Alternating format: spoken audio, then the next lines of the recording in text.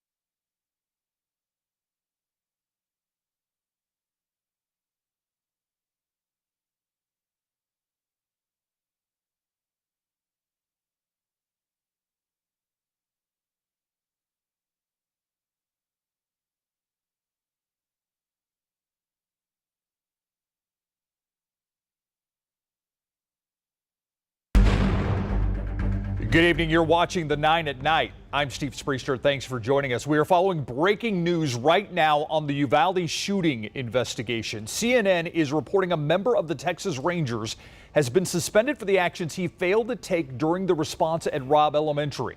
Christopher Ryan Kindle reportedly told investigators he was focused on providing updates to his bosses, but he was not involved in discussions about how to breach the classroom where the shooting happened. This is a picture of Kindle during what was happening inside Robb Elementary. It's body cam footage. CNN says Kindle told investigators he arrived at the school around noon. The classroom not breached until 12:50, 77 minutes after the shooter entered that school.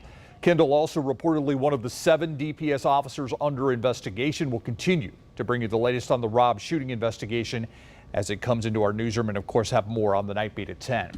The Texas Department of Public Safety, meanwhile, has publicly apologized to a Robb Elementary staff member. That apology to Amelia Marin came less than 24 hours after her first interview since the May 24 shooting.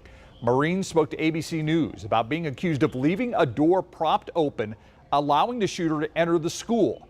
School surveillance video, though, shows Marin kicked a rock away from that door and closed it. She called 911 after the shooter crashed his vehicle. Texas DPS later retracted the accusation. Today, a spokesman for the state law enforcement agency released a statement saying, in part, quote, DPS corrected this error in public announcements and testimony and apologizes to the teacher and her family for the additional grief this has caused to an already horrific situation, end quote. Since the shooting, Marlene says she has been dealing with body shakes, a stutter, as well as anxiety and depression. I did die that day. I see the windows boarded up and the fence around the campus. I tell my counselor, I'm in there. I'm still in there. In recent weeks, the victims' families have called for more accountability. Uvalde CISD suspended its police department, and the district superintendent announced his retirement. The case against a former San Antonio police officer may be in jeopardy tonight. A judge has tossed out the search warrants used to gather evidence against Eric Rodriguez. The 14-year veteran faces charges of child pornography, bribery, and misuse of public information. However, the search warrant for Rodriguez's cell phone was called into question last summer. The detective in that case admitted in court that she omitted, quote, a lot of information, end quote, in the first warrant affidavit. That led to the judge's 30-page ruling, which prosecutors could appeal. You can read more about this case on KSAT.com. The Bexar County Sheriff's Office says it has started the termination process for a deputy accused of assault, 29-year-old Angelica Flores, off duty at the time of her arrest. The Sheriff's Office says the altercation started as a verbal argument with her boyfriend. The 2-year veteran is accused of hitting him in the face with her elbow. Flores, the 14th Bexar County Sheriff's deputy to be arrested this year. A convicted murderer is headed to prison without the forgiveness of his victim's family, but he asked for it. Gregory Morrison was sentenced to 28 years today. That's just shy of the maximum 30-year sentence he faced after pleading guilty. Morrison shot Anne Marie Black outside a truck stop in 2020. He asked for a 20-year sentence and offered his apology to Black's family. I'd like to offer my condolences to everyone that was affected by this. You know, I know it was a horrible thing, and if I could go back and undo it, I would undo it. That apology not good enough for Black's daughter and sister, who also spoke today. Morrison will be eligible for parole after serving half of his 28-year sentence. The race for Bexar County judge getting more tense as early voting begins. This after an Asian advocacy group questioned comments made by Republican candidate, former County Commissioner Trish DeBerry, about her opponent, Democratic candidate Judge Peter Sakai. DeBerry referred to Sakai as Dr. No during a forum with the Bexar County Deputies Sheriff Association earlier this month. During that exchange, Sakai asked for clarification on what she meant with that reference to the James Bond villain. Listen. Reference to Dr. No means what? You said no to the Bexar County Jail and moving it out of the west side. You said no to a downtown baseball stadium. You won't even entertain the idea. And you talk about legacy. So why can't you call me Peter or Judge Sakai? I take offense to Dr. No. DeBerry has since responded, saying in part, quote, "I don't think about Peter's race in any policy debate or interaction. It's off limits and irrelevant. I focused on his total opposition to bold ideas that move this county forward," end quote. But in a statement from Sakai, he said in part, the statements from the Chinese American Citizens Alliance, quote, "capture the hurt caused by my opponent's insensitive remarks. I've committed to running a positive campaign, and I've honored that commitment to not engage in name calling," end quote. To read both candidates' full statements, head to our website at KSAT.com. And today was the first day of early voting. Polls open for the midterm election today. They're going to stay open through November 4th. Election day is the 8th.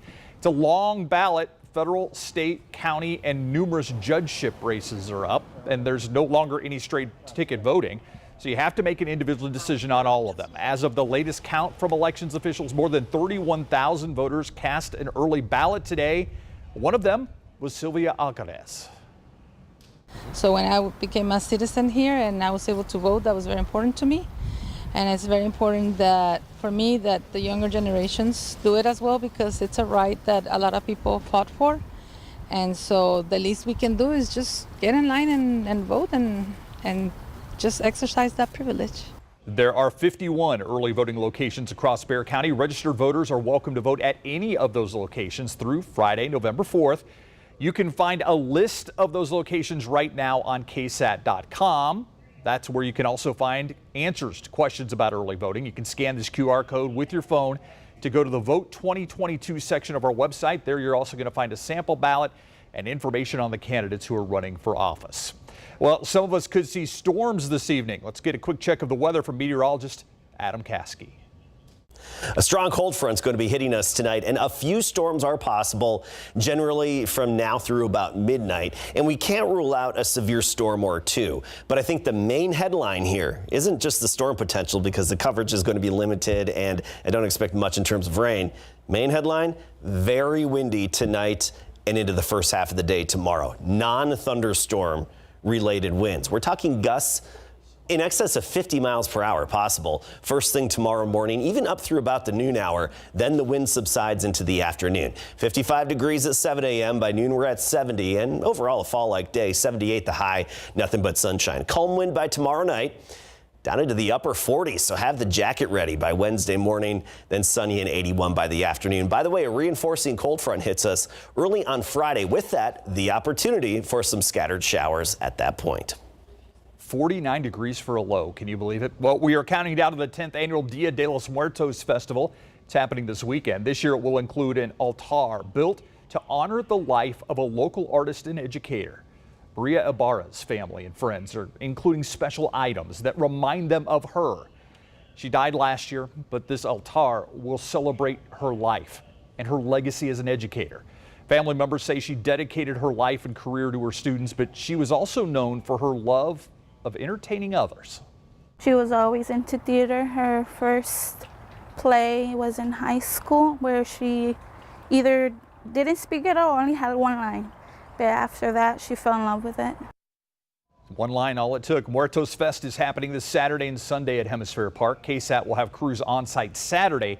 We're going to record a primetime special that will air Sunday at 8 p.m. For more information, head to KSAT.com, or you can scan this QR code on your screen right now.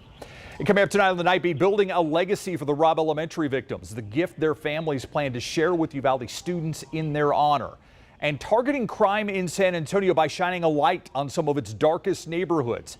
Who could benefit from the city's nearly $6 million streetlight program? Those stories and more on the Night Beat. And happening tomorrow, the San Antonio Zoo's Zoo-Boo event starts at 9 in the morning. It's a fun, non-scary Halloween event for the entire family. There's going to be live music, costume parties, trick-or-treating. The event is free with zoo admission. We're out of time. The Night at 9 returns tomorrow. We'll see you on the Night Beat. Have a great night.